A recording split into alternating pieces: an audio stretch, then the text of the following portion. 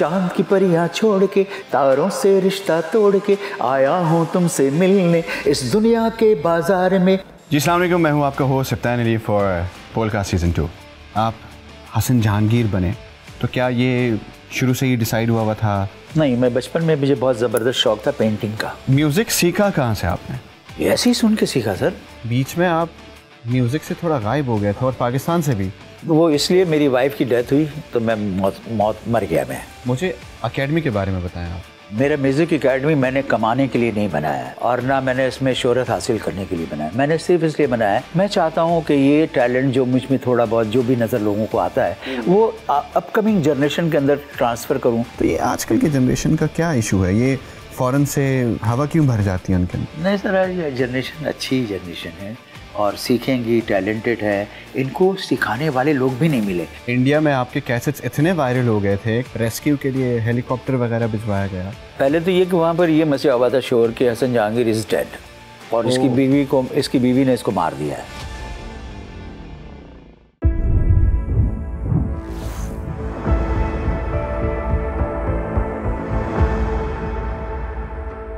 जी अस्सलाम वालेकुम, मैं हूँ आपका host सप्तान Ali for podcast season 2 और आज के जो हमारे लेजेंडरी गेस्ट हैं वो है हसन जहांगीर साहब।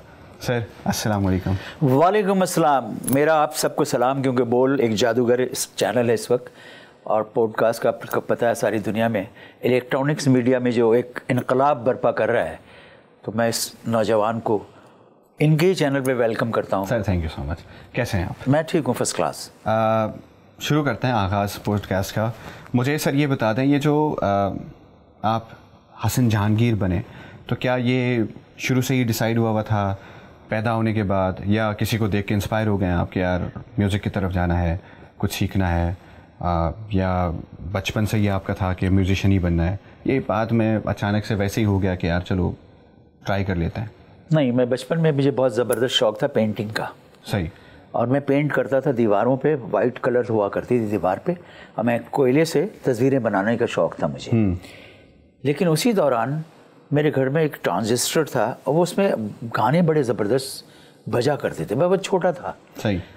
तो मुझे एक शौक़ लगता था कि इतनी खूबसूरत आवाज़ इसके अंदर और इतनी ज़बरदस्त आवाज़ें, बातें ऐसी करता है, इसके अंदर लोग कितने बड़े होंगे, क्योंकि इतना बड़ा ट्रांजिस्टर की साइज़ ये इतनी बड़ी है और उसके अंदर लोग कितने फिर छोटे छोटे होंगे और इतना खूबसूरत गाते हैं। तो मैं इनको तोड़ के किसी दिन देखूंगा कि कैसे किस टाइम आते हैं।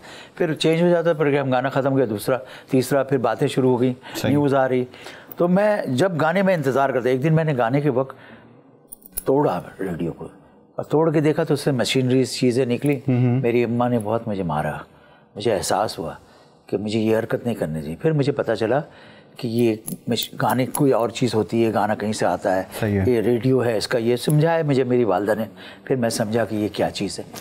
तो मैं जब भी पेंटिंग करता था तो उस वक्त मैं गाने बजा करते थे। कुछ लोग रूठ कर भी लगते हैं कितने प्यारे, कुछ लोग। कमाल सर। म्यूज़िक सीखा कहाँ से आपने? ऐसे ही सुन के सीखा सर। तो यानी कोई प्रोफेशनल ट्रेनिंग वगैरह कुछ भी नहीं? ये बाद में जब मैं गाने लगा। सही। जब गाने का शौक़ पैदा हुआ तो फिर मेरी क्लासों में मैं पढ़ता था तो मेरे को हमारे कंपटीशन थी म्यूज़िक पे। जब 9th के लोग मैट्रिक के पास होके जाते हैं तो 9th से जो मैट्रिक पे आते हैं वो उनको फेवरेल पार्टी देते हैं। तो उसमें फिर मैंने देखा कि म्यूज़िक का हो रहा है। तो स्कूल में मैं पॉपुलर था कि जब भी कोई फ्री पीरियड होता था तो टीचर नहीं होते थे, वो टीचर नहीं आते उस पीरियड के, कोई भी टीचर आ जाते थे क्लास को कवर अप करने के लिए। सही है। तो वो खड़ा करते, भाई कौन, एंटरटेनमेंट होती थी, कौन गाता है, लोग भाई हसन जहांगीर गाता है, ये गाता, सर इसको गाओ भाई, सारा गाना सुनाओ। तो मैं गाता था, दूसरे लड़के को भी कहते थे इस तरह। तो पार्टी, तो वहाँ से ये जर्नी शुरू, वहाँ से मुझे अंदाज़ा हुआ सही है कि फेवरेल पार्टी शुरू हो रही है। तो सबने कहा भाई आज तुम इतना गाते हो स्कूल में, इस पार्टी में आपने भी गाना है। ठीक है। तो वो म्यूजिशियन थे, वो जो ज़ाहिर वो पूरा प्रोफेशनल लोग आए हुए थे। तो उनसे मैंने देखा कैसे गिटार, तो उस दौरान में मैंने एक कैसेट निकाला घर से लेके, एम्प्टी कैसेट, और मैं शोज़ के दिन चला गया और गाने रिहर्सल, मेरी लड़की होती थी क्लास में, उसका नाम मैं कोड नहीं करूँगा, तो हमने मिलके गाना शुरू किया। अब वो गाना जो था वो गाना बहुत पॉपुलर था उस वक्त। मैं टीवी पे रात को देख कर गया, वो गाना था प्यार तो एक दिन होना था हो गया, ये गाना मैंने देखा और फिर मैंने कैसेट में लेके गाने को याद करके और सुबह म्यूजिशियंस को दिखा दिया, मैंने ये गाना मैं गाऊंगा। उन्होंने देख लिया, मैंने कैसेट की दुकान पे से कैसेट लिया और वो रिकॉर्डिंग का जो साउंड ऑपरेटर था उसको दिया। मैंने कहा यार जब मैं गाऊं तो ये आप टेप करके दे दीजिएगा मुझे। तो जब मैं गाने लगा और लड़की मेरे साथ, पूरे स्कूल के लड़के को सबसे खूबसूरत ही लड़की वो थी स्कूल में, सारे लोग मेरे लड़के सारे स्टूडेंट, हम कमरे में रिहर्सल कर रहे हैं तो सबको खिड़की से झाँक रहा है, कोई इधर से झाँक रहा है, कोई उधर से देख रहा है। हमारा जीना आराम हो गया था वो। ठीक है। और वो ज़ाहिर है सारे लड़के उसी के पीछे लगे रहते थे स्कूल में। लड़कियां तो बहुत ही को एजुकेशन स्कूल था, लेकिन वो सबसे प्रिटी थी वो। तो फिर मेरे पीछे ज़ाहिर है उससे दोस्ती, हेलो हाय, तो गाना रिहर्सल ये वो, तो मेरे साथ ज़्यादा रहे, मेरे भी लड़के क्लास फेलो दुश्मन बन गए। तो क्या सिंगर बनने की वजह वो तो नहीं थी? नहीं, फिर हमने गाया। सही। शो स्टार्ट, मैंने गाना जो कैसेट ले लिया ना मैंने, वो कैसेट जब मैंने घर पे लाके सुना है टेप रिकॉर्ड पे, सही है, फिर मैंने कहा हो आई एम द स्टार। ओके। मैंने कहा अब मुझे कोई रोक नहीं सकता गाने से। क्यों? सही है। कि मेरे अंदर वो साउंड, वो जो जिसको मैं सुनकर गा रहा था, वो फील, वो चीज़ें, हालांकि मैं सुर में नहीं था, उस बच्चा था छोटा, तो वो मुझे फील हुआ कि समथिंग आई हैव। तो उसके बाद मैंने फंक्शन में गाना शुरू कर दिया। तो एक दफ़ा किसी, बड़ी स्टोरी लंबी है लेकिन मैं बताता हूँ कि मैं शो में गया तो सारे जो जर्नलिस्ट थे उन्होंने मुझे घेर लिया। वहाँ पर आना था आलमगीर साहब को गाने के लिए, वो नहीं आए थे। तो मैं एक नया, तो किसी ने कहा एक नया लड़का बड़ा खूबसूरत गाता है, और मंजूर जमाल साहब मरूम और ऑर्गेनाइज़र बड़े बड़े, ये VIP ऑर्गेनाइज़र थे तो किंग। तो उसमें शाहीन खलील मरूम साहब ने कहा कि हसन जहांगीर साहब को परफॉर्मेंस के लिए लेके जाएं। उन्होंने कहा कि एक नया जवान लड़का है, बड़ा खूबसूरत गाता है, वल्ला शाहीन साहब ने इनके बारे में बहुत बताया है और आपके सामने पेश करता हूँ हसन जहांगीर। मैं गया गाने के लिए, आलमगीर साहब तो आए नहीं, लोग जाने लग गए। सही है। तो फिर देखा कि बस मैंने जब गाना शुरू किया, एक गाना, दो गाना, लोग जितने चले गए थे सब वापस आना शुरू हो गए। जुम्मे गफीर जमा हो गया वहाँ। कौन? और ये क्या मतलब जादू कर रहा था मैं, मैजिक। एक मेरी परफॉर्मेंस जो थी ना, एक हिप्नोटाइज करता था मैं। गाना तो अलग एक चीज़ होती है, गाना तो लोग सभी गाते हैं, लेकिन एक मैजिक होता है जो आपने माइकल जैक्सन के अंदर देखा होगा ना, एक मैजिक ऑफ परफॉर्मेंस होती है जो आपके कैप्चर कर लेता आंखों। लोग मुझे यूँ देखते हैं जब मैं परफॉर्म करता हूँ आंखों से भी। सर इस पे आ जाते हैं दोबारा। हाँ। एक और सवाल मेरा यह है कि म्यूजिक के साथ, मतलब इसके अलावा क्या कर रहे थे आप उस जर्नी में? पेंटिंग पढ़ता था। हाँ। पेंटिंग करता था, पढ़ता था, पेंटिंग करता था। सुबह स्कूल जाता था। सही है। क्लास में किताब लेकर आता था और शाम दोपहर को मैं पेंटर के मेरे शॉप पे मैं पेंटिंग करता था। मोहम्मद अली कले की तस्वीर, भुट्टो साहब की तस्वीर, ये सब चीज़ें मैं बनाता था। मेरे जो मोहित मुराद साहब की, मोहम्मद अली साहब की, मेरा शौक़ था ये। सही। और उस पेंटिंग में भी सुपरस्टार था मैं। मेरे बड़े बड़े जो बिलबोर्ड होते थे ना, उसका कॉन्ट्रैक्ट सब मुझे पर, बड़ी बड़ी कंपनी थी, ब्रांड बैंक की, शूज़ की, सब कब मैं सब कंपनी के काम मेरे पास थे, कॉन्ट्रैक्ट था। मैं यंग लड़का 18-16 उस वक्त तो 18 भी नहीं, 15-16 साल का था मैं, बहुत छोटा था, कुछ क्लास 7 में था यार मैं। अब सोचिए क्लास 7 के बच्चा सारे बड़े बड़े कंपनी के कॉन्ट्रैक्ट लेता, काम करता है, बहुत हार्ड वर्क, मेहनत। सुबह स्कूल, दोपहर में मैं अपना काम, आफ्टर लंच, आफ्टर इवनिंग में जिम, एक्सरसाइज, फिटनेस ट्रेनिंग। ठीक है। और उसके बाद फिर काम दुकान पे, फिर रात को किताबें लेकर मैं चला जाता था, लोगों को ढूंढता था कि म्यूज़िक कहाँ सिखाई जाती। तो उस ज़माने में छोटे छोटे से ओपेरा आर्ट सर्कल, रिमझिम आर्ट सर्कल, छोटे पाकिस्तान आर्ट सर्कल, छोटे एक कमरे में छोटे से, और वहाँ पे लोग हारमोनियम, तबला, ढोलक पे गाने वाने गाते थे। और सर इसके बारे में आपका क्या ख्याल है? ये यूजुअली लोग कहते हैं ना कि सिंगर बनने के लिए दिल का टूटना बड़ा ज़रूरी है ना। दिल शीशा थोड़ी है यार कि टूटे, दिल टूटता है, आवाज़ थोड़ी आती। बट कुछ लोग कहते हैं ना कि वो टूटने के बाद जो आवाज़ के अंदर जो भारीपन है, जो, इसको मैं टूटना नहीं कहता हूँ, इसमें कहता हूँ इश्क की नाकामी। सही। क्या? इश्क की नाकामी। जब आदमी नाकाम होता है ना तो मेहनत ज़्यादा करता है। सही है। तो जब आप नाकाम होते हैं इश्क में, प्यार में, धोखा, फिर आप कहते हैं यार इसमें आग लगा दूंगा। फिर आपने जो आग लगाया, हाँ, तो क्या वो इश्क की नाकामी के बाद लगाया? कहते हैं ना, दिल की वीरानियों पे गर जाऊं, बात करने से पहले मर जाऊं। हाँ। तो ये मेरे दोस्त हैं शहजाद, फरज शहजाद, उनकी गज़ल है। तो वो उन्होंने लिखा कि दिल की वीरानियों पे गर जाऊं, बात करने से पहले मर जाऊं, बेकली साथ साथ चलती है।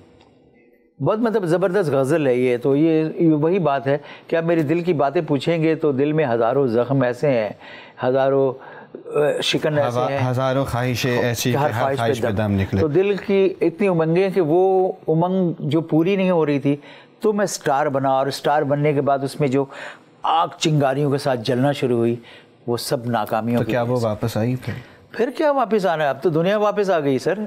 क्या आप जब कामयाब होते हैं ना, सारी दुनिया आपके पीछे होती है, जब आप नाकाम होते हैं तो दुनिया के पीछे आप होते हैं। फर्क कितना सा है सर।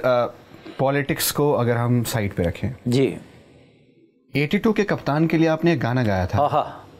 तो क्या आप उस वक्त बहुत बड़े फैन थे उनके, क्योंकि गाने का टाइटल कुछ ऐसा ही था? अच्छा, उसमें भी मेरा एक मैसेज था। फैन तो था, नो डाउट, पूरा पाकिस्तान फैन था। फैन क्या था कि मैंने सोचा कि यार इतना बड़ा क्रिकेटर है, उसके फ्रैक्चर हो गया था पैर में, तो लोगों ने उनको टीम से निकाल दिया। अब वो बिल्कुल ही मोरली डिमोरलाइज हो गए थे, जिनका नाम है इमरान खान। सही है। तो उस ज़माने में 82 में मैंने सोचा यार इतने बड़े खिलाड़ी को अगर जिंदा करना है तो इनके लिए गाना बनाओ ताकि दुनिया साथ हो जाए, लोग पसंद करें, और ऐसे मोरली उसको सपोर्ट करना चाहिए। अभी मैंने आपको बताया। बिल्कुल। तो मुझे इत्तेफाक से उस दौरान पहली दफ़ा मुझे चांस मिल गया कैसेट में गाने का, और उसमें 2 4 5 सिंगर के साथ 2 गाने गाने थे सब। लेकिन जब वो कंपनी आई मेरे पास, तो मेमन पार्टी थी जो मैंने गाया, तो उसने कहा नहीं सबको हटा दें, कैसेट आप करेंगे सारा। मैंने कहा यार कैसे, सबकी ज़िंदगी लगी हुई, क्योंकि मुझे पता मैं स्ट्रगल कर रहा हूँ तो क्या ख्वाहिश होती है आदमी की। मैंने कहा ये मैं नहीं कर सकता, क्योंकि जितनों को आपने शामिल किया सब गाएंगे 2 3 गाने, और मैं सबसे यंग था उसमें, बच्चा। सही है। तो उन्होंने आप क्या गाएंगे? तो मैंने कहा मैं एक गाना है ये गाऊंगा। तो यार ये खिलाड़ी पे कौन सुनेगा गाना? मैंने कहा सब सुनेंगे, जब मैं बनाऊंगा गाऊंगा तो सुनेंगे लोग। कह रहे यार गाना अपना ये गा दें और वो गा दें और ये गा दें। उस ज़माने में आलिमगीर साहब का गाना था, मैंने तुम्हारी घाघर से यार ये, वो कहता ये गाते। मैंने कहा मैं नहीं गाता, मैं अपने गाने गाऊंगा।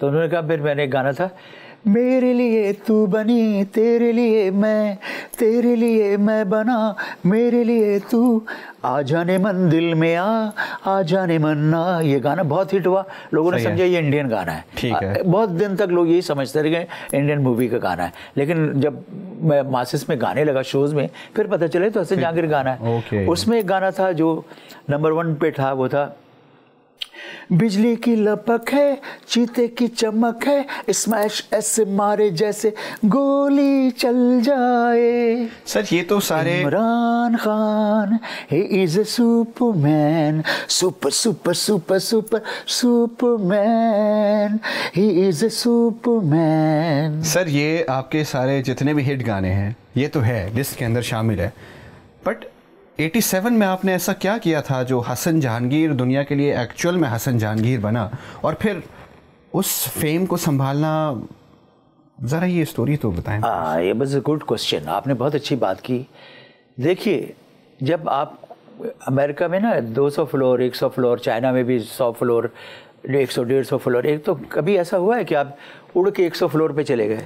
कभी नहीं हुआ। बिल्कुल। हमेशा आपको फर्स्ट फ्लोर पे चढ़ना पड़ेगा। लिफ्ट पे चाहे किसी पे भी जाएं, सीढ़ियों से जाएं, लेकिन आपको एंट्री जो मिलेगी फर्स्ट फ्लोर से मिलेगी। सही है। तो मैं फर्स्ट फ्लोर से ही यहाँ तक पहुँचा हूँ, लेकिन फर्स्ट फ्लोर जब मैं 100 पे पहुँच गया तो दुनिया को तो गर्दन उठाया 100 नज़र आ रहा है, लेकिन फर्स्ट फ्लोर किसी ने देखा ये आया कैसे? वो तो 1 नाइट आपको नजर आ गया 100 फ्लोर पे चढ़ गया ये। सही है। लेकिन फर्स्ट फ्लोर पे चढ़ने की जो मैंने आपको बताया, इसके बाद एक एल्बम दूसरा आया मेरा, डिस्को बाबरेला। सही है। चांद की परियां छोड़ के, तारों से रिश्ता तोड़ के, आया हूँ तुमसे मिलने इस दुनिया के बाजार में, ओ ओ ओ।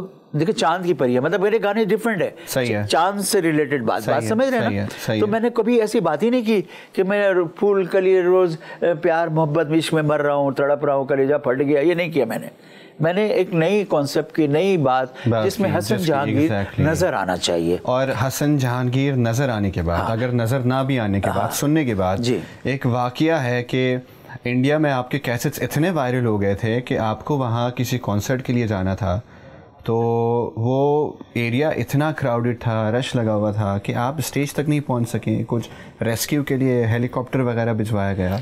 ये स्टोरी ज़रा प्लीज़ बता दें। पहले तो ये कि वहाँ पर ये मसला हुआ था शोर कि हसन जहांगीर इज़ डेड, और इसकी बीवी ने इसको मार दिया है।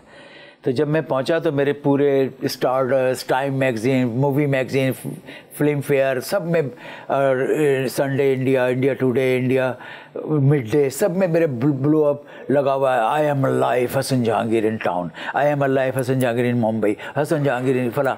जब मैं एयरपोर्ट पे लैंड किया तो आप यकीन करें कि जुम्मे गफ़ीर का एक मजमा था। सही है। तो मुंबई एयरपोर्ट पे जितने भी लोग थे, चाहे वो कस्टम के हो, अब प्रोटोकॉल के, किसी के भी लोग थे, वो कोई खड़ा नहीं था अपनी ड्यूटी पे, सब मेरे पीछे पीछे तस्वीर बना रहे हैं, क्योंकि उस ज़माने में फ्लैश कैमरा का इंतज़ाम होता था। तो एक जुम्मे गफ़ीर फिल्म इंडस्ट्री की बॉम्बे के लोग लेने मुझे आए हुए थे एयरपोर्ट पर। तो यकीन करें कि बड़ी मुश्किल से मुझे काफ़िले की सूरत में मुझे वहाँ से निकाला गया और मुझे एक जुलूस की शक्ल में मुझे होटल सी रॉक लेके गए। सही। सी रॉक में जब मैं ठहरा, फिल्मों में बहुत आता है ये होटल का, ज़माने में अब तो नहीं है। ठीक है। तो फिर उसके बाद पता चला जी मेरा कॉन्सर्ट है दादर स्टेडियम में, जहाँ माइकल जैक्सन का बाद में हुआ। तो अब स्टेडियम में जाने के लिए पता चला मुझे प्रॉब्लम मसला, स्टेडियम में बॉम्बे का कोई स्टेडियम, दादर कह रहा हूँ मैं, मुझे नाम सही से याद नहीं, ज़ाहिर है मैं कोई इंडिया में तो रहता नहीं हूँ, लेकिन वहाँ के लोगों के दिल में प्यार मोहब्बत, वहाँ जलसा जुलूस कुछ भी हो रहा था, गाना हसन जहांगीर का, कोई शादी हो रही तो गाना से, कोई भीख मांग रहा तो हसन जहांगीर का गाना, ठीक है। अब कोई आ जाना, मैं होटल से देख रहा हूँ और नीचे वो बैंड बजाते हुए, शादी हो रही, बारात जा रही है, वही मेरा गाना बज रहा है, और नीचे मैं देख रहा हूँ तो देख रहा हूँ हवा हवा पे पे पे पे पापा, समझ रहे। तो ये चीज़ फिर जब शो अनाउंस हो गया तो बिल बोर्ड बड़े बड़े पूरे बॉम्बे में बड़े बड़े बिल बोर्ड हर तरफ, वो एक सिगरेट ब्रांड होता था पनामा, उसके स्पॉन्सरशिप पे मेरी तस्वीरें लगी हुई, हसन जहांगीर की माइक लिया, गले में टाई, येलो ड्रेस, वो यूट्यूब पे भी मेरा ये पोस्टर बड़ा मशहूर है, कैसेट का टाइटल। तो जिधर जाए हसन जहांगीर, हसन जहांगीर, हसन जहांगीर। अब वहाँ इतना मैं पॉपुलर था कि मैं बाहर निकलूँ तो मेरी गाड़ी 2 मर्सिडीज मुझे भी शोफर के साथ दिया हुआ था उन्होंने, एक ग्रीन अंगूरी कलर का, एक ब्लू कलर की थी। तो वो इतनी मशहूर थी कि मैं किसी सिग्नल पर रुकता था, आइले हसन जहांगीर, हसन जहांगीर, ये होता था।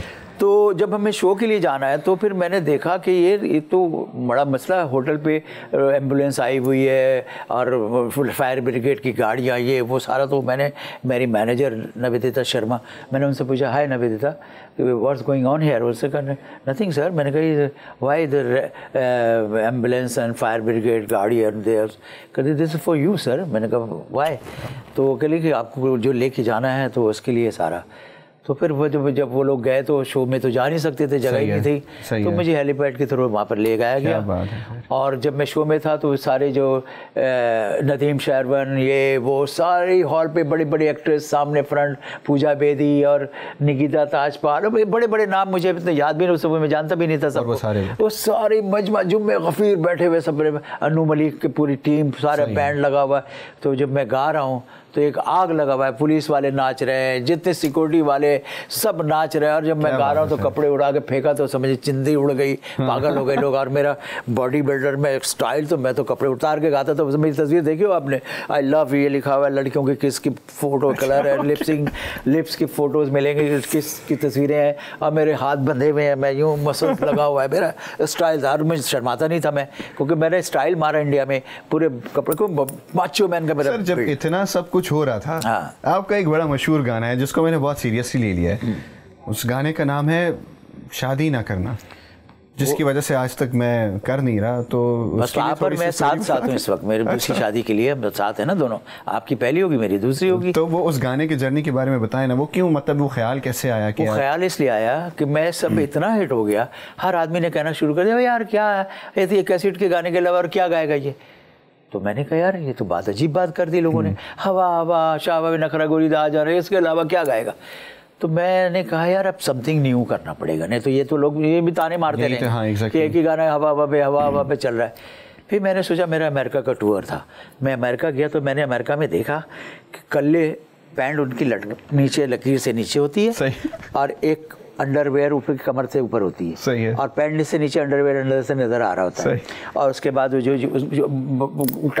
टोपी ऐसे निकली होती है, और टी शर्ट अपने कद से बड़े, मतलब आप समझिए पहलवान की टी शर्ट आप पहन के निकले, इतने बड़े बड़े आस्तीन यहाँ तक होंगे, और ठीक है ना, ये स्टाइल अब what are you doing man? तो ये मैंने देखा, मैंने कहा बड़ा यार, मैंने कहा अच्छा। फिर मैंने गाना गाया, मैंने कहा यार रैप सॉन्ग करना चाहिए, उस ज़माने में मैंने सोचा, ठीक है। फिर रैप सॉन्ग, मैंने कहा रैपिंग तो गोरे ऐसे करते हैं, हमने तो मैंने कहा ये तो कोई समझेगा नहीं मुझे, इतने तेज़ मैं बोलूँगा तो किसी को समझ नहीं आएगी। फिर मैंने कहा हिप हॉप नाच गाओ हंस खेलो तुम, हिप हॉप नाच गाओ मौज करो तुम, हिप हॉप नाच गाओ खाओ पियो तुम, हिप हॉप नाच गाओ झूमो फिरो तुम, but I am gonna tell mister everybody शादी ना करना यारो पछताओगे सारी लाइफ। वो मैंने कहा ये गाना हिट है। कमाल सर, बस ये फिर मैंने लेके नदीम असद को लिया और बैठा साथ, उसको बैठा के, यूनिवर्सिटी में पढ़ते थे नदीम असद, पहली दफ़ा मैं लिखवा रहा हूँ गाना। मैंने कहा ये मेरा आइडिया है, ये गाना है, आप बैठो लिखो। फिर हमने गाना बनाया। अब पूरा गाना मैंने ये सोच के किया कि आगे जनरेशन जो आ रही है वो शादी करने के तो मर रहे हैं लेकिन कमा कुछ नहीं रहे। तो मैंने कहा भाई शादी से ज़्यादा ज़रूरी कमाना है पहले। आप जिस लड़की को घर लेकर आते हो उसको खुशियाँ देनी है, पैसा, गाड़ी, बंगला, ज़मीन, जायदाद। वो VCR का ज़माना था, VCR के बगैर लड़कियाँ मर जाती थी, मार देती थी कि VCR नहीं, गाड़ी नहीं, मैं शादी नहीं करूँगी इससे। तो मैंने ये पूरा मैसेज दिया उसमें। तो सर इस खूबसूरत जर्नी के बावजूद, इतना सब कुछ करने के बावजूद, बीच में आप म्यूज़िक से थोड़ा गायब हो गए थे। और पाकिस्तान से भी। वो इसलिए मेरी वाइफ की डेथ हुई तो मैं मौत मर गया, मैं बिल्कुल मेरी मौत हो गई। फिर मैं समझा कि ज़िंदगी जो है बेकार है, मैं पागल हो गया था बेसिकली। मैं बहुत अपनी मोहब्बत मेरी वाइफ से था मुझे, और मैं करता हूँ, अभी भी करता हूँ, उनको गनी की रहमत करे। लेकिन फिर मैंने दोबारा फिर एक जन्म लिया और वो गाना था हटो बचो, दिल जो तोड़े उससे लाइफ में कभी ना मिलो, हटो बचो। और दिल जो दुखाए ऐसी बातें कभी। मैंने हर दौर में जब भी गाया है, एक गाना उसकी पॉइंट ऑफ सेल बना है, बाकी सारे गाने हिट हैं उसके साथ। ऐसा नहीं है कि आप एक ही गाने को कहेंगे, वो तो गाना अभी गिनवाऊंगा मैं आपको, 30-40 गाने मेरे हिट हैं। और आप बोलेंगे धकचिक धकचिक दिल बोले, 1947, 1947, 14 अगस्त एक नाम मिला, प्यारा पाकिस्तान मिला, सबसे पहले पाकिस्तान। मतलब मेरे गाने एक से एक माशाल्लाह से हिट है। तो मैंने फिर हटो बचो गाया यूनिसेफ के लिए, यूनाइटेड नेशन के लिए, बच्चों के चाइल्ड लेबर के लिए, तो वो गाना हिट हो गया। तो इस तरह से मेरे गाने एक फिर मेरी दूसरी पहचान बनी। और हटो लोग बोले सीनी मिनी मिनी सीनी हिट सॉन्ग, वो सीनी मिनी मिनी सीनी सारे गाएं जो आराम से इत्मीनान से। मतलब मेरे गाने का एक नया स्टाइल है। लेकिन वो तो बिल्कुल सही है सर, लेकिन वो जो 80s के बाद 90s पे जो गैप, तो क्या वो आपने खुद से गैप ली या इंडस्ट्री ने इग्नोर करना? ऐसा कुछ नहीं, मैं भूल गया अपनी ज़िंदगी। सही। फिर मैंने सोचा ज़िंदगी जीने के लिए कुछ करना पड़ेगा। और लोग फिर जब फिर मैं उस वक्त मिलता है, लोग कहते हैं अरे कहाँ हैं आप, आजकल आपके गाने नहीं आ रहे, आप टीवी पे नहीं आते। तो मैंने सोचा ओहो भाई ये तो दुनिया नहीं, काम करो तो लोग भूल जाते हैं।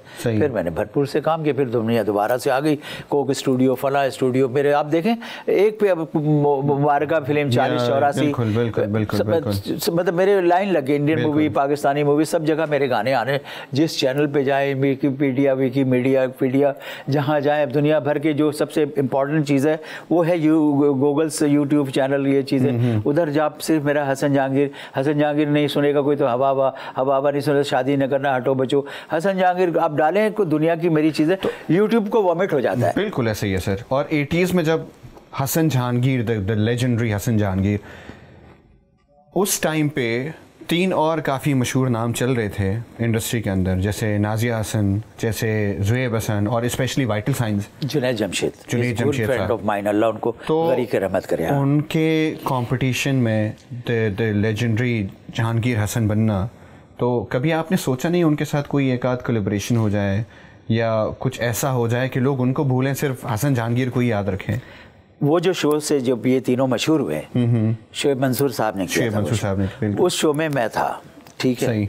लेकिन सम टाइम कहते हैं ना, क्या कहते हैं, आँख उजल पहाड़ उजल। सही। तो जाहिर अभी आपने क्या कहा कि आप कहाँ गायब हो गए, इसी तरह मैं इन कांटेक्ट में नहीं था तो मैं नहीं आ सका उसमें। सही है। लेकिन जो लोग आए तो वो हिट हो गए। अगर मैं उसमें सोची, अगर मैंने परफॉर्म किया होता तो सब शेडो में चले जाते। तो अल्लाह ने जिसको मशहूर करना होता कोई बहाना बना देते, ठीक है। तो मेरी नाजिया हसन और मैं 101 शो करने वाले थे। नाजिया का शो PTV पे आता था, देखिए उसमें भी मैंने गाया। तो नाजिया ने कहा हसन आपका गाना सब सुनते हैं दुनिया में। मैंने कहा आप भी सुनती करें, कौन नहीं, लंदन में मैं जहाँ भी जाता हूँ हर तरफ आप ही का गाना बजता, हर क्लब में, हर डिस्को में। तो फिर हमारा प्रोग्राम तो करने का नहीं कर सके हम। जुनैद जमशेद, उनको मेरा गाना हटो बचो, यार हसन तूने ऐसा गाना हटो बचो गाया। तो बहुत मेरे अच्छे दोस्त हैं, सब मेरा, वी आर द फैमिली। और इनको ये बड़े बड़े सिंगर हैं, नाजिया हसन जैसा कोई सिंगर नहीं, ज़ुएब जैसा कोई नहीं, Junaid Jamshed one and only, तो मैं चाहता हूँ कि सभी अच्छे हैं और हम भी उनके साथ चल रहे हैं। तो सर वो 80s के जर्नी के बारे में आपने बताया, बीच में ब्रेक क्यों लिया आपने, क्या क्या सारी चीज़ें हो गई, सब कुछ हो गया। इन सब के बाद इंडिया के एक फ़िल्म में उन्होंने आप ही के गाने को दोबारा से एक तरह से री इन्वेंट किया, तो क्या आपको वो रॉयल्टी मिली? रॉयल्टी उस ज़माने में पाकिस्तान इंडिया में between India and Pakistan royalty का कोई सिस्टम नहीं था। हमेशा पाकिस्तान इंडिया के गाने नकल करता था, फिल्में नकल होती थी उस ज़माने में। सही है। पहली दफ़ा मेरा गाना गोविंदा ने गाया था जवां जवां, तो उसको जो कंपोज़र थे जगजीत सिंह थे, मुझे मिले जी टीवी अवार्ड में, जी सैनी अवार्ड में मुझे मिले। मैं साथ हम बैठे हुए थे, कहले हसन जी आपका गाना गोविंदा मेरे पास लेकर आए, और मैंने कहा ऐसे बना दो, और उन्होंने गाया जवां जवां जवां।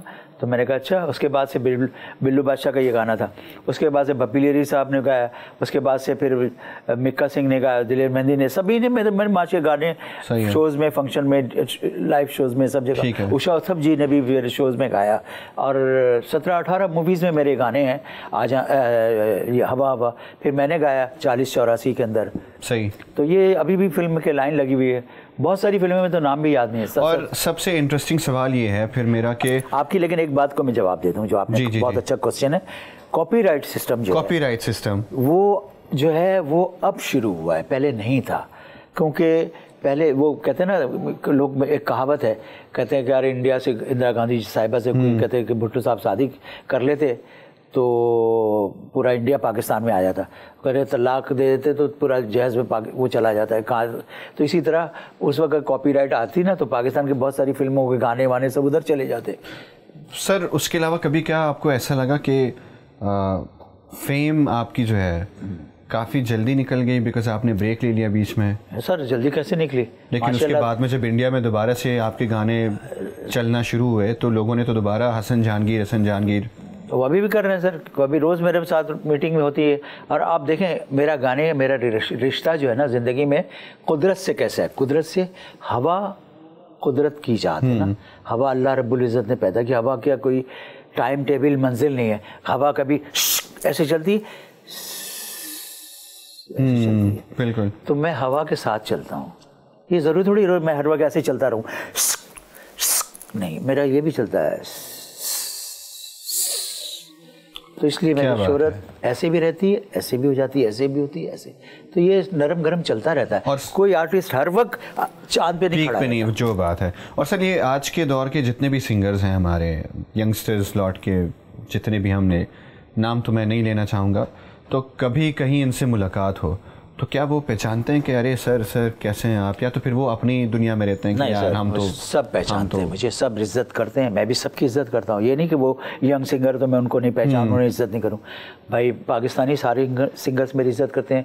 आज इंडिया के जावेद अली सिंगर नया यंग, वो मेरी बहुत इज्जत करते हैं, सब बहुत रिस्पेक्ट करते हैं। और मैं भी उन सब की तहे दिल से बड़ी रिस्पेक्ट इज्जत करता हूँ, क्योंकि आर्ट एक वो चीज़ है, इसमें अब एज फैक्टर ख़त्म हो गया कि इसकी ज़्यादा उम्र तक तो ज़्यादा आती, इसकी कम उम्र तो इसको कम आती नहीं।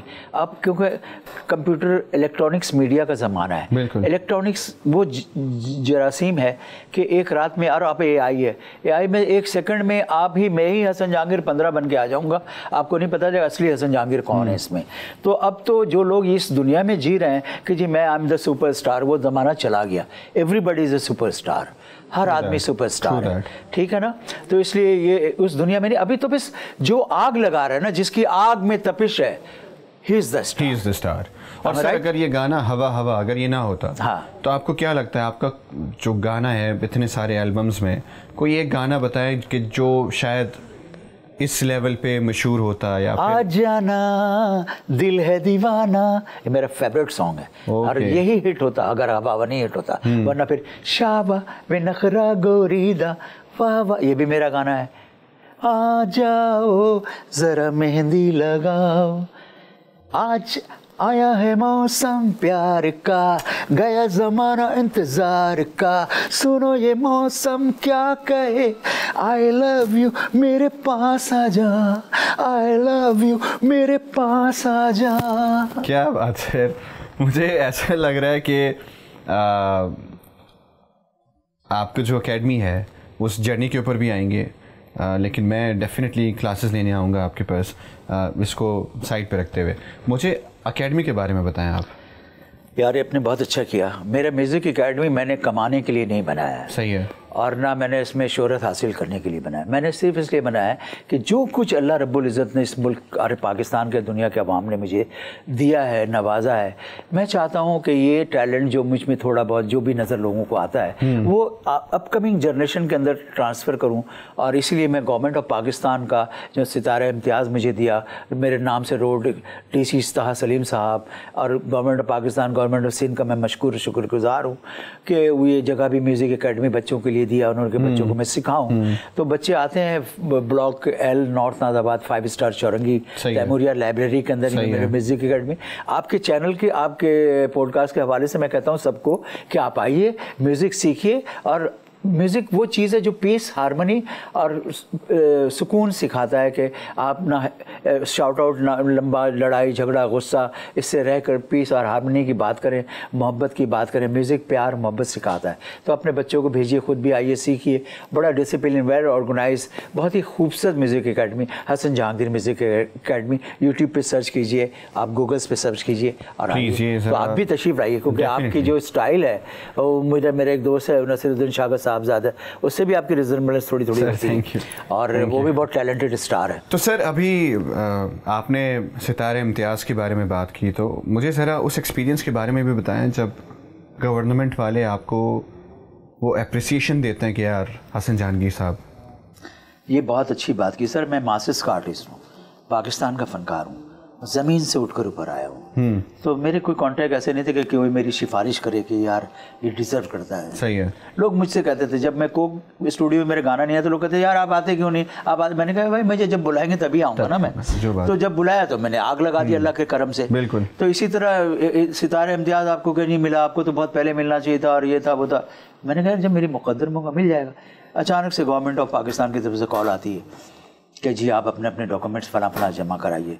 तो मैंने देखा तो उसमें पूरा एक लेटर था कि आपको सितारे इम्तियाज़ की नॉमिनेशन, ये डॉक्यूमेंटेशन सारी चीज़ें की। तो फिर मैं डर गया। सही है। मैं डरा इसलिए कि मैं किसी को बता दूं और ना मिले तो फिर मैंने ये सुना हुआ था कि लोगों ने शेरवानी सिलाई हुई एक महीना से, एक साल से अवार्ड नहीं मिला और नाम आता है सिर्फ पुकार के चले जाते हैं, मिलता नहीं है। सही है। तो मैं डर गया। मैंने कहा मैं किसी को नहीं बताया, मैं चुप रहा, मैंने किसी रिश्तेदार को भी नहीं बताया कि कभी। फिर अचानक जब सब काम हो गया सारी चीज़ें, तो मेरा शो था अमेरिका में। 19 मार्च को मैं अमेरिका में शो कर रहा था। पता चला जी 23 मार्च को गवर्नमेंट ऑफ इस्लामाबाद से आप लेना चाहेंगे सदर से, या गवर्नर साहब से कराची में सिंध में लेंगे। तो मैंने कहा यार मेरे पास तो इस्लामाबाद का टाइम नहीं हुआ, मैं शो कर रहा था वहाँ। सही है। तो फिर मैंने डायरेक्ट फ़्लाइट लेके मैं कराची आया, और कराची में आके जाके मैं गवर्नर साहब से अवार्ड लिया। तो फिर भी मैंने गले वले में डाल के तस्वीर सारी जोश में गवर्नर साहब की सीट पे सब जगह बैठ के तस्वीर बनाई। वहाँ भी आग लगा दी आपने। उन्होंने कहा सर यहाँ आपको बैठना नहीं। मैंने कहा बना दे सबको, कब अंदर आऊँगा गवर्नर हाउस में। बाद में तो आना जाना लगा रहा। गवर्नर साहब का मशकूर शुक्रगुजार हूँ। तो मुझे अवार्ड मिला, तस्वीर लगी, उसके बाद से दुनिया भर में आग लग गई कि हसन जहांगीर को सितारे इम्तियाज़ मिल गया। फिर लोगों ने कहा आपको तो बहुत पहले मिलना चाहिए था। मैं कुछ नहीं बोलता हूँ सर। अभी लोग कह रहे हैं आपको सितारे हिलाल इम्तियाज़, हिलाल पाकिस्तान क्यों नहीं मिला, वो मैं कुछ नहीं बोलता हूँ, क्योंकि जब मैं मोहब्बत करता हूँ पाकिस्तान से, मेरा मुल्क है पाकिस्तान। तो मैं पाकिस्तान में Pakistan army, Pakistan government of Pakistan, prime minister of Pakistan, president of Pakistan, government of Sindh, सबका मैं मशकूरन शुक्रगुजार हूँ, गवर्नर साहब का भी, क्योंकि जब मेरे मुकद्दर में लिखा होगा तब मुझे मिलेगा। मेरा काम है पाकिस्तान की खिदमत करना, पाकिस्तान की आवाम से खिदमत करना, मोहब्बत करना, ये है। बेहतरीन सर, बेहतरीन। तो इसलिए मैं बहुत खुश हूँ, बहुत मशकूर हूँ, बहुत खुश हूँ। मतलब इससे ज़्यादा खुशी की इंतहा नहीं है कि मुझे 10-15 अरब रुपए मिल जाते हैं तो उसके मुझे इतनी खुशी नहीं होती जितना गवर्नमेंट ऑफ पाकिस्तान के सितारे इम्तियाज़ का मुझे खुशी है। क्या बात है सर, माशाल्लाह। सर एक सवाल, ज़िंदगी में सबसे ज़्यादा धोखा किसने दिया आपको? दोस्तों ने, म्यूज़िक प्रोड्यूसर्स ने, मीडिया ने, या किसी एक ख़ास इंसान ने? हज़ारों ख्वाहिशें ऐसी कि हर ख्वाहिश पे दम निकले, बहुत निकले मेरी जान मगर कम निकले। धोखा, फ्रॉड, एतमाद को ठेस पहुंचाना, इससे मैं अंदर से बहुत स्ट्रॉन्ग हुआ। और मेरे अंदर मुझे ये पता चल गया कि मिसाल के तौर पर कोई ज़रूरतमंद आपसे आके कहे कि मेरे साथ ये मसला हो गया है, अब मुझे इतने पैसे की ज़रूरत है या ये चीज़ की ज़रूरत है, तो मैं ईमानदार हूँ ना, तो मुझे लगता है ये सच बोल रहा है, तो मैं उसकी मदद कर देता हूँ। मेरी हैसियत होती है तो मैं ज़रूर करता हूँ, 4 कदम बढ़ के करता हूँ। लेकिन पीछे वो जाके कहता देख ले यार कैसा मैंने बेवकूफ़ बना दिया क्या। तो फिर मैं हंसता हूँ उस पर, मुझे हंसी आती है कि उसने मुझे बेवकूफ़ नहीं बनाया, मैं तो ये अमल जारी रखूँगा। उसने एतमाद अपना ख़त्म किया लोगों के दिलों में, लोगों की और 10 आदमी का और मैं काम करूं उनके दिल में ही पैदा, लेकिन वो गलत है ना, तो मैं गलत क्यों बनूं, मैं किसी देने वालों को किसी ज़रूरतमंद की मदद क्यों ना करूं। तो मैं ये अमल, मुझे इस काबिल अल्लाह ने बनाया तो मैं किसी के काम आता हूँ। तो आप अपना अच्छाई, अपना अच्छा अमल जो है ना वो जारी रखिए। ये मत देखिए कौन आपको धोखा देता है, जो धोखा दे रहा है वो आपको नहीं दे रहा है, वो अपने आप को दे रहा है धोखा। दिस इज माय फिलॉसफी है मेरा, ये मैं ये सोचता हूँ, इसी पे अमल करता हूँ। आपके सवाल थी वो, ये मेरा जवाब है। बेहतरीन सर। अच्छा मुझे ये बताइए, जो आजकल के जनरेशन के गाने हैं, आपको लगता है इनमें वो पहली वाली बात नहीं है, जो अगर हम लिरिक्स के ऊपर भी बात करें या कंपोजिशन के ऊपर बात करें या इवन सिंगर्स के ऊपर बात करें, क्या ख्याल है आपका, कुछ डिफरेंस है? इसकी जवाब आपको बहुत खूबसूरत दे रहा हूँ। कभी ज़िंदगी में पाकिस्तान क्या वर्ल्ड की दुनिया की हिस्ट्री में इतना रिमिक्स गाने का ट्रेंड कभी नहीं आया। आपने सोचा क्यों? मैं जवाब दे रहा हूँ आपको। उसकी वजह यह है कि स्टॉक में जो माल होता है ना, सही है, वो ख़त्म हो गया है। जो अपकमिंग जनरेशन आ रही है ना, वो मतलब रेडीमेड आर्टिफिशियल जनरेशन है, सही है, AI की जनरेशन है। तो इसके पास वो प्रोटेक्शन नहीं है, पावर नहीं है, सोच नहीं है, स्ट्रगल नहीं है, सड़क छाप, धोखा दही, फ्रॉड, हार्ड वर्क, स्ट्रगल, ये चीज़ें उन्होंने देखी नहीं है। तो इनको पका हुआ खाना आप दे देंगे ना तो प्लेट में निकाल के दे देंगे। ये नहीं है कि वो बना के और फ्राई करके अंदर के खाएंगे, ये नहीं है इनके। सही है। इनको प्लेट में सजा हुआ मिल जाएगा, ये खा लेंगे। वो भी खाएंगे नहीं, शायद कोई खिला दे तो खाएं। इसी तरह म्यूज़िक जो है, म्यूज़िक में टैलेंटेड, मशीन से टैलेंट इनके अंदर इतनी है कि अब आपकी आवाज़, मेरी आवाज़ की ना, वो ऑटो ट्यून पे एग्जैक्टली AI से, अब ऑटो ट्यून से भी आगे की चीज़ आ गई सर। AI पे मेरी वॉइस फिट कर देंगे तो मेरी आवाज़ साफ लगेगा। किसी का भी गाना कोई गाएगा लगेगा हसन जहांगीर गा रहा है। सही है। तो गाने वाने सब अब AI सब पक्का अच्छा गा रहा है, कैसे भी गा रहा हो, लेकिन मेलेडी जो है, मेलेडी AI नहीं दे पा रहा है। मेलेडी जो पुरानी मेलेडी हिट है, दिलों में बैठी हुई है, जिगर में, आंखों में, कान में, दिमाग में जो रचा हुआ है, उसी के सहारे जी रहे हैं अपने।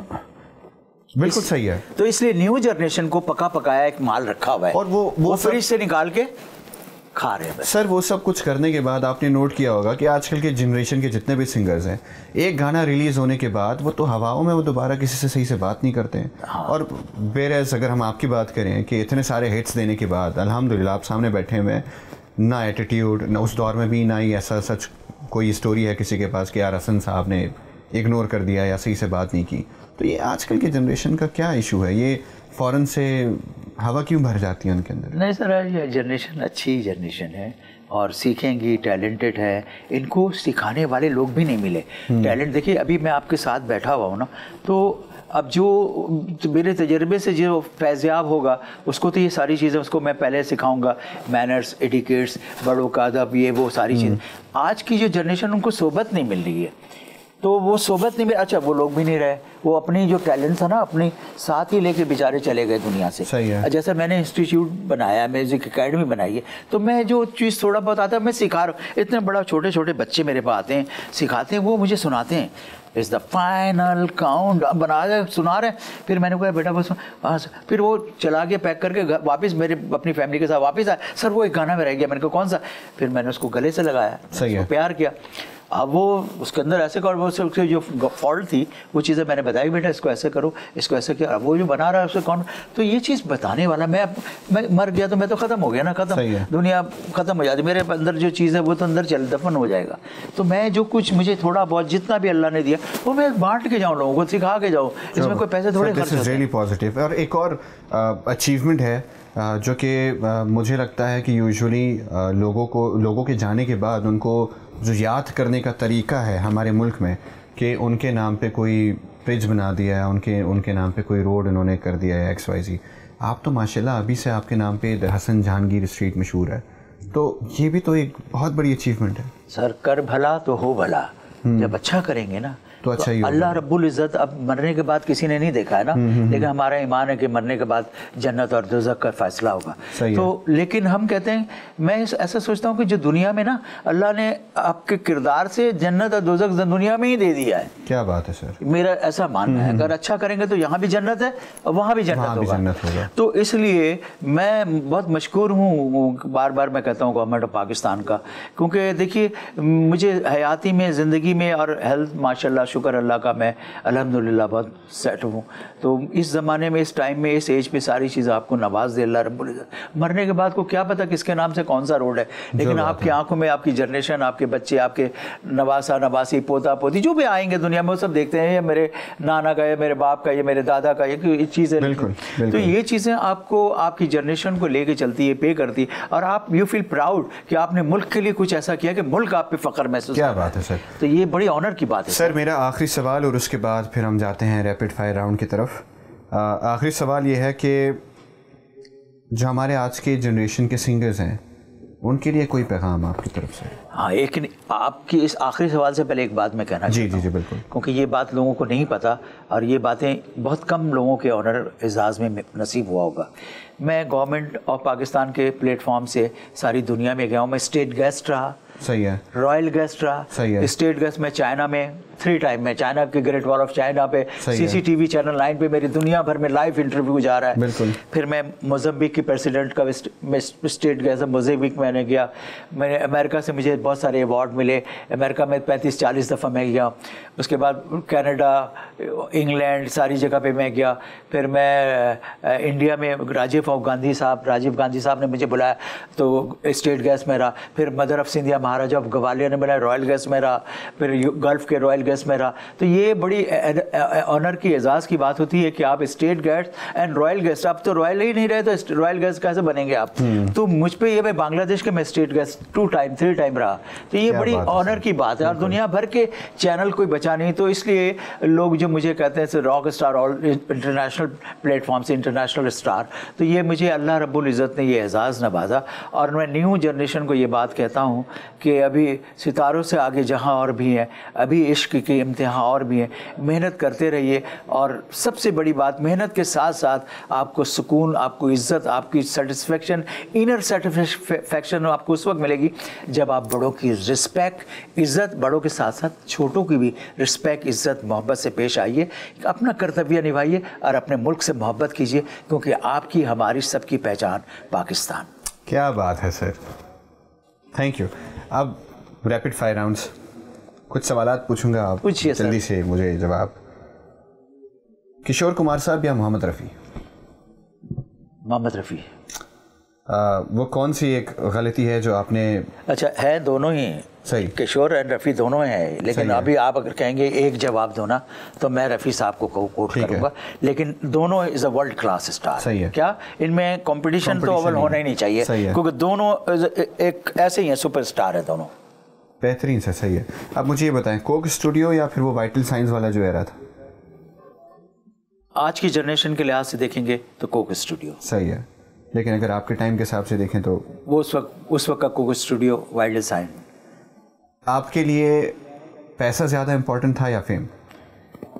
फेम होता है तो पैसा खुद पीछे आ जाता है, फेम में ज़्यादा इम्पोर्टेंस हर वक्त। सर, ज़िंदगी की सबसे बड़ी रिग्रेट और सबसे बड़ी अचीवमेंट?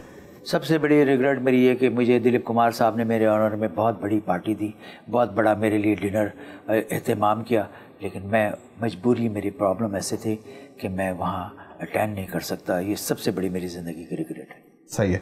सर, कोई एक गाना जो आप चाहते थे कि वो आप गाएं लेकिन वो किसी दूसरे सिंगर ने गा दिया? ऐसा कभी नहीं हुआ। मेरा गाना था जो मैंने ही गाया था, लेकिन मुझसे अच्छी तरह से गाया नहीं गया, लोगों ने गा के अपने नाम पे क्रेडिट ले लिया। वो गाना था, सोनी राहें ये कहती हैं कोई साथ चले इन राहों में भीगा मौसम। ये मेरा गाना था और एक कंपोज़र, नाम नहीं लूँगा, उन्होंने अपने नाम से दुनिया को बता दिया। लिरिक भी मेरा, मुखड़ा भी मेरा लिखा हुआ, और आखिर में पूरा गाना लिखा था रेहान आज़मी मरहूम साहब ने। सही है। तो सर, क्या आपका अपना घर होता अगर आप पड़ोसी मुल्क में होते?